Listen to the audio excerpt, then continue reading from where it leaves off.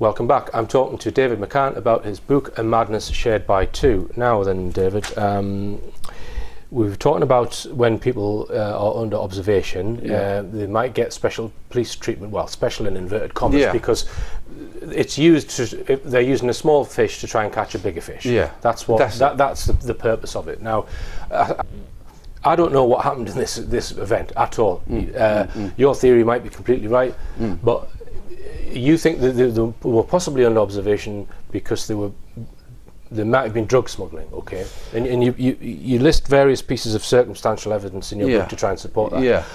I would suggest that if mind control was involved and there was some kind of MK Ultra style programming or what have you by whoever, MI5 or someone like that, that they too might have these two women under observation for some other project. Okay, and as you say, people can read the book and look at the evidence and come to their own conclusions. But let's continue pointing out all of these flaws, David. Let's just briefly stick on the motorway incident. I've looked at that a few times, and the more I look at it, the less convinced I am by it. In other words, you turn the volume off, you realise that what they're presenting there, it's just, to me, it's not what happened. You can tell. I mean, there's a couple of things which happened which was completely taken out of the BBC documentary. The most vital thing and what confused everyone was, as you realise, after that incident, after the accident, Sabina was released after 5 hours. Only 5 hours. Now, the MP, the brothers were screaming out, why did this woman be released after only just fill me in on that, David, because I'm not clear on, was she released and then put into custody and then appeared in a magistrate? That's right. She was released from hospital into police custody to the magistrate. And then about another day, she went before the judge and then they just let her out onto the street. So the M6 incident happened on a Saturday. On a Saturday. She was released after 5 hours on a Saturday evening. From hospital. Into the police suite. Until the Monday morning. Right. She was reduced at Fenton Magistrates, and then that's when she was released from Fenton Magistrates on that Monday. And then on the Monday, she was hanging around the court, and then that was when she met Hollinshead. But we'll come on to that in part 3. That's we'll leave the let me just go back to the section 1 things you were pointing out. So on the motorway. There they are. They kicking off. So obviously we've got a road ambulance was called and a chopper helicopter ambulance. The crews then refused to take them in that state because they were far too dangerous to transport, especially in the helicopter. So both the sisters were sedated. Injected, yeah. Right. So liquid cosh knocked straight out. Now, they realise, because they're trained, that when you encounter someone like this, there is what they call Section 136 of the Mental Health Act. 1983 Mental Health Act. That allows, because as you know, if you arrest someone, you must read them their rights and the caution that they're under arrest. That's the legal requirement. Or you do it in the most. If a person is knocked unconscious, as soon as they gain consciousness, you should tell them at the first early opportunity. Now, by them women being sedated, they've now not been read their rights. Right. So it's a technicality up the road in a legal case, further up the road. It's a technicality. Well, you never read my, the rights to my client. So anyway, they were knocked out.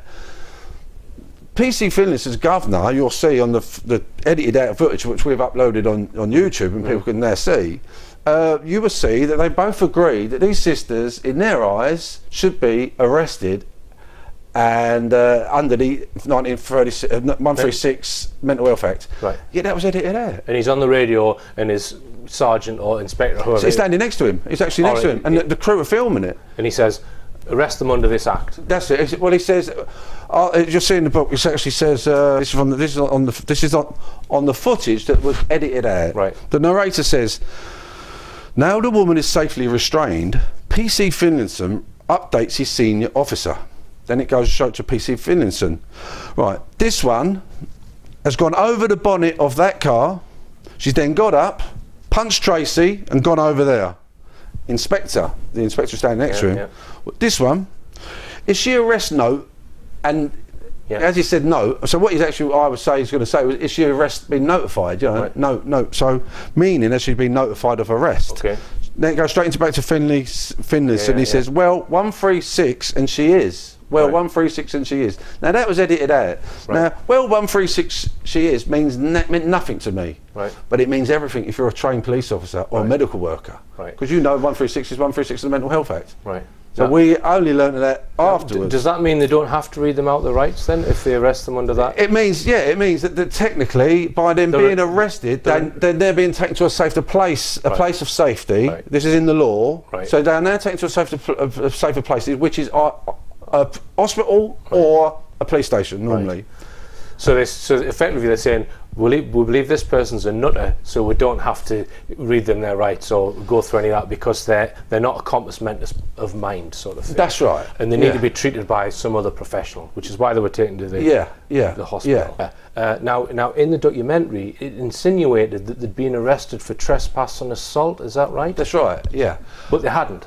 Well, the fact is they did trespass, that's one thing. Yeah. So that she, in fact, Ursula was never charged with anything. Right. So she never been charged. Sabina was charged with, allegedly, a trespass and assault. Well, it turns out, that's, if you look at the documentary, the documents that I've, in the book that I've, and the people I've spoken to, the Attorney General, according to him, and the Home Office, Sabina actually, the charge against Tracy, who she punched, she sort of, if you see, she said the word, this PC cope, and on the motorway, that was dropped.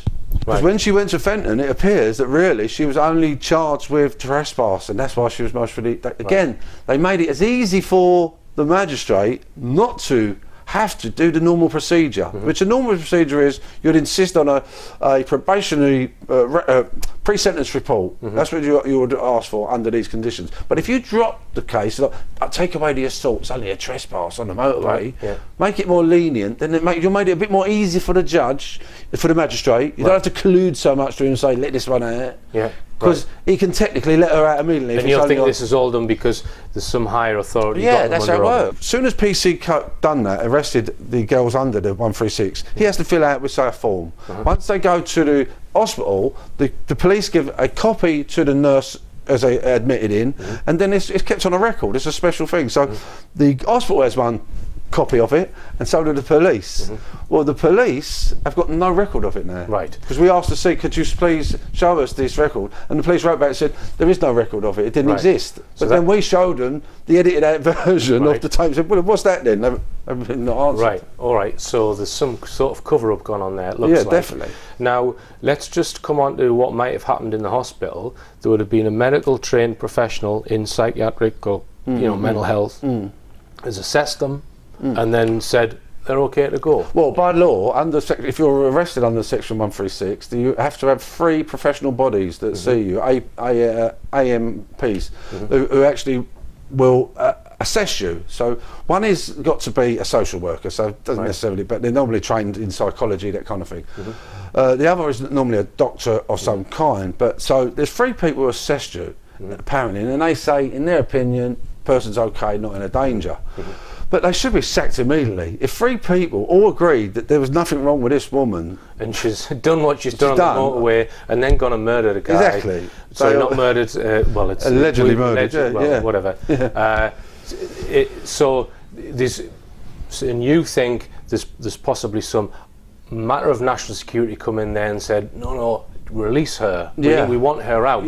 We don't want some psychiatrist messing around with her because she's part of some other project. Exactly. Which you think is a drug smuggling operation, observation, and I think might be some kind of mind control project. I think, as I say, it's one or the other, but I think, because I say on my own experience and what I've known, well, David, to be honest, it's one or the other, or I don't know. I wouldn't limit it to that one or the other. It's so bizarre. It is. Yeah, you're right. Yeah. But it certainly looks as though they were treated with special gloves. They were. They were given. They were given what we would call green lights. Right. They were given the green light. Let me just show the 3 flags. Or the 4 flags. Yeah. Okay. So they've gone straight into St Anne Street Police Station, claiming their children have been kidnapped by a lunatic partner in Ireland. And the men associated to him. Green light straight away. Yeah. Within 45 minutes they're Yeah. released. The next minute they're on a coach, banned, London banned, right? Yeah. Now we've not discussed that in detail, David. They got they got kind of thrown off the coach because the driver wanted them to put their bags in the bottom part of the coach, and they wouldn't do that. They were clinging onto their bags, which you think is possibly a sign of some sort of that they might have been involved in trafficking something. Well, if you had 100 grand in your bag, you wouldn't feel too comfortable underneath. Yeah. Okay. Now, but they got kicked off the coach, which is why they started walking down this motorway, presumably because they hadn't got another means of transport. Well, again, the official story, the police story, the Wikipedia story, which is all wrong. That Wikipedia story, I've written to the people who've done the page to change it, but they prefer the truth. There's loads of things wrong on Wikipedia, David. Oh, we know that's for sure. But I mean, when you point things out to people and you can show them evidence, they still don't want to alter it. You think, well, who set up this Wikipedia page in the first place? Yeah. They want to maintain the full story then. Yeah. And when people want to maintain a full story, you know, it's even a bigger story then, because why are they? They should be saying, God, have you since? Oh, and you can prove the evidence. It's not, you know, what I'm saying is not a hearsay at all. It's backed up with documentary evidence from the police themselves, the coroner, whoever involved. Right. There was certainly appeared to have been given some kind of special treatment, but although the frustrating thing is there's no hard documentary evidence of a police document saying these are under observation. This is not the kind of thing that they would release. It would be. Oh, they can't, can they? They would never even admit it. Okay. See, it's like me when I was under Robbo, and when I agreed to do a deal with the police, part of that deal was I would remain silent for 3 years.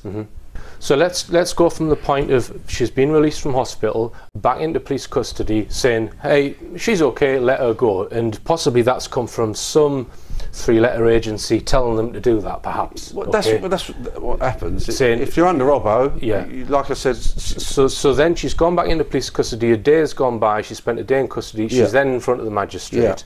Okay, and then the magistrate then says she's okay to go as well. Right. Okay. Well, we'll continue what happened from then on, because there's a whole load more to this story after this.